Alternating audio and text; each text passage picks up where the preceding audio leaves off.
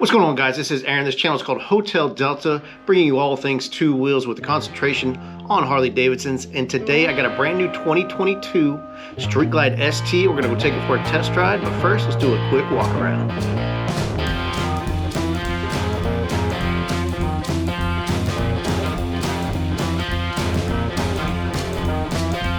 Alright guys, got a brand new 2022 Street Glide ST. Quick walk around.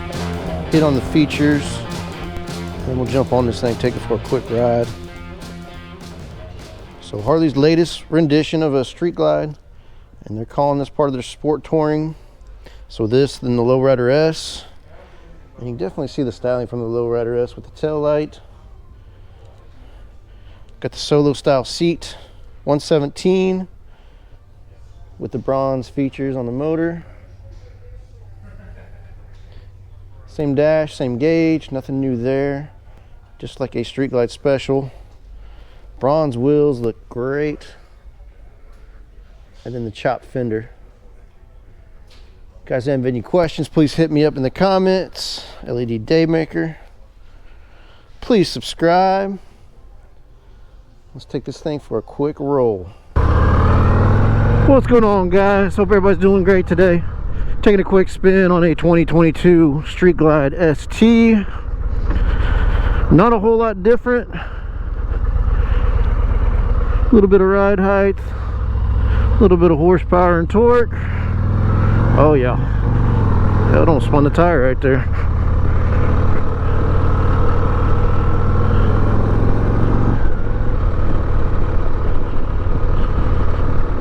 Nice smooth ride.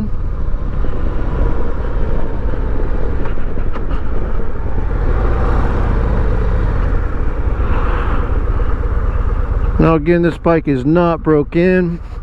That's a problem with getting to ride all these brand new motorcycles. None of them are broke in, so take it nice and easy. Break-in process, that's something we could have a whole nother video on. Stock 117 doesn't sound a whole lot different than a stock 114. You can hear just a little bit different sound when you really accelerate it.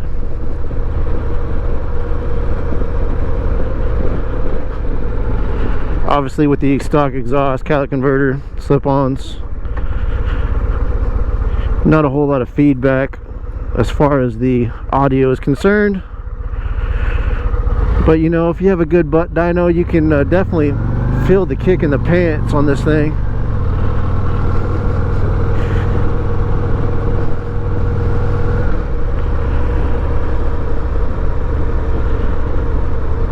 And obviously, as with all Street Glides,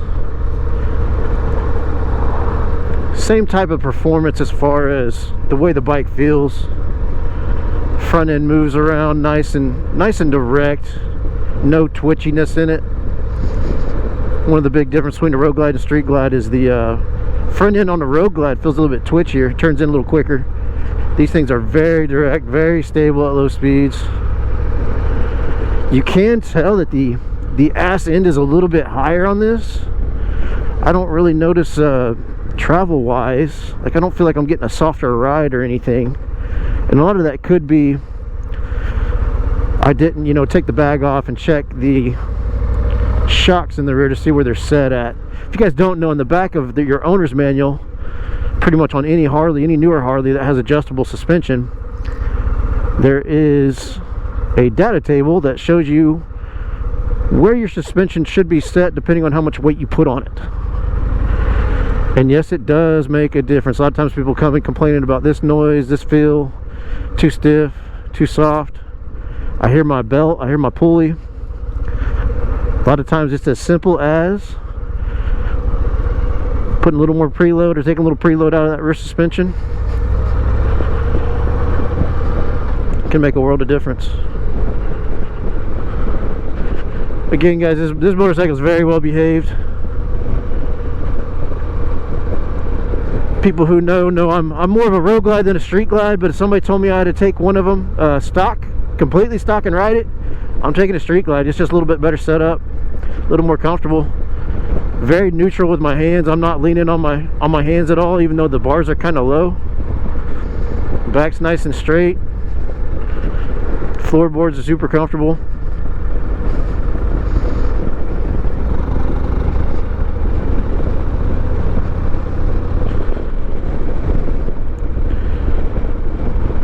A little low on the RPMs, probably to be turning a little more RPMs. It's one of the things, breaking in a motor, and again, we could have a whole video on breaking in a motor. But that's not the only thing you break in on a bike. Also, brand new brakes. You want to slowly build heat in those brakes. Do not drag the brakes. It's an easy way to glaze the rotors, glaze the pads, but slowly build heat as opposed to coming in and just braking one time into a stop. Brake a few times. Proper way is really to go out and brake and brake and brake, turn around, brake and brake and brake, slowly building heat. Brakes, they want to get hot. They just don't want to get hot all at once.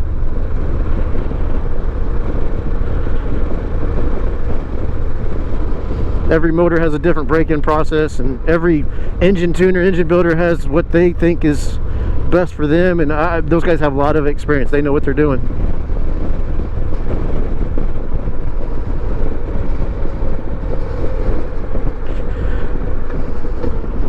But feel free to read up it, make your own assessment. There's tons of information on those subjects out there for sure. One thing I can say is pretty much universal is don't dog a motor. Don't slowly roll into every accelerating point. Make sure you're getting on the gas hard when you get on. It helps seat everything. Another thing that's pretty much universal is don't roll hard on a cold motor. I let this thing run for about 10 minutes before I took it out just to make sure it was good to go.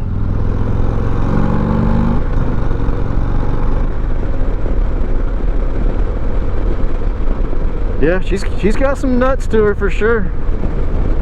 Thing runs good.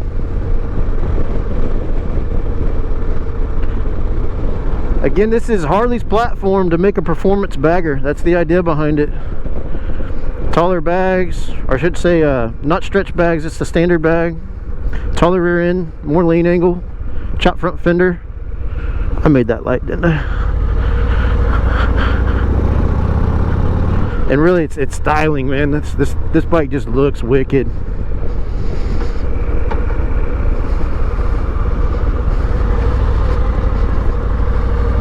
If you guys have any questions, please comment below. Hope you enjoyed the quick ride. Hope you're enjoying the channel. Please subscribe.